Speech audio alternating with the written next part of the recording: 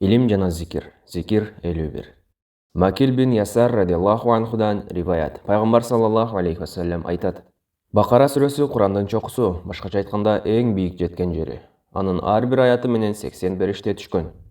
Аятал Курси Алланын аршынын астына алынып, башкача айтканда Алла Тааланын өзгөчө казынасынан алынган. Анан Бакара сүрөсүнө кошулган Ясин сүрөсү Курандын жүрөгү. Ким аны Алла Тааланын ыраазычылыгы, өзүнүн акырети үчүн окуса, сөзсүз кечирилет.